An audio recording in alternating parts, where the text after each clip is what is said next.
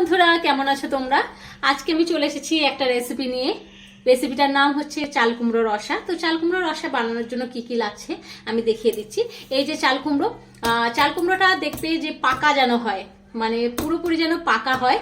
আর তার সাথে চিনি বেশ অনেকটাই নিয়েছি, কারণ এই চিনিটাই রস বানাবো আমি। আর এখানে রাখা আছে 3-4টে তেজপাতা, 2 টুকরো করা। এখানে আছে এলাচের গুঁড়ো, এখানে কিশমিশ রাখা আছে, এখানে আছে কাজু গুঁড়ো, বেশ পুরোপুরি গুঁড়ো করিনি, অর্ধেক করে থেতো করা আছে, আর ঘি আছে। এবার আমরা গ্যাসটা অন করে নিই। এখানে আমি একটা পাত্রে জল গরম করতে দিয়ে দেব। জলটা গরম হোক, তারপরে আমরা ওর মধ্যে চিনিটা দেব।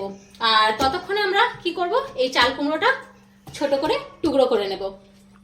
জলটা আমার ফুটেও গেছে, এবার আমি কি করব, চিনিটা দিয়ে দেব।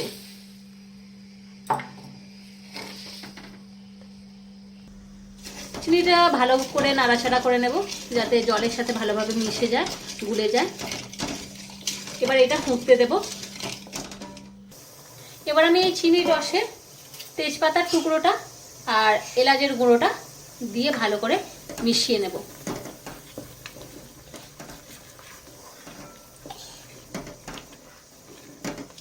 মেশানো হয়ে গেছে, এবার আমি এটা একটু নামিয়ে রাখবো। এবার আমি একটা পাত্রতে জল নিয়ে নিয়েছি, গ্যাসটা আমি অন করে দিই। এই জলটা গরম হলে আমি এই যে চাল কুমড়োটা ছোট ছোট টুকরো করে নিয়েছি, এই চাল কুমড়োটা ওই জলের মধ্যে সিদ্ধ করে নেব। এবার আমরা চাল কুমড়োর টুকরোটা দিয়ে এটা সিদ্ধ করে নেব।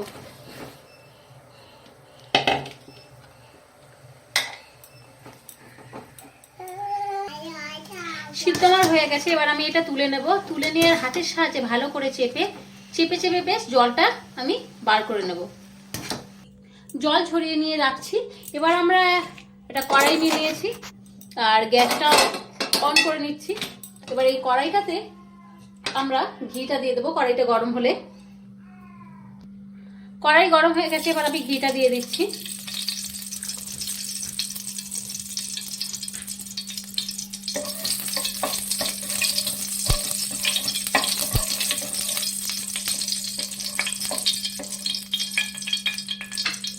ঘি দেওয়ার পর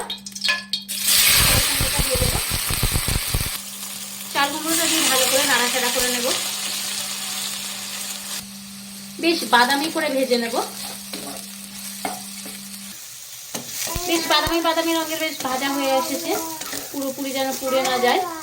অনবরত নাড়তে হবে, এটা ভালোভাবে নাড়াচাড়া করে নিতে হবে। কি মা, কি মা, কি মা, কি খাবে? এবার আমরা এটা নামিয়ে নেব। এবার আমরা গ্যাসটা একটু অন করে যে চিনির রসটা বানিয়ে রেখেছিলাম, যেটা পুরোপুরি হয়ে গেছিল, এবার ওর মধ্যে একবার এই চাল কুমড়োটা দিয়ে ভালোভাবে ফুটিয়ে নিয়ে নামিয়ে নেব।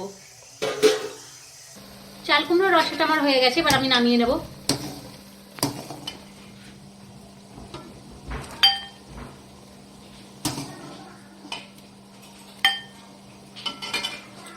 যে কাজুগুলো রাখছিলাম, কাজুর টুকরো ওপর থেকে ছড়িয়ে দেব।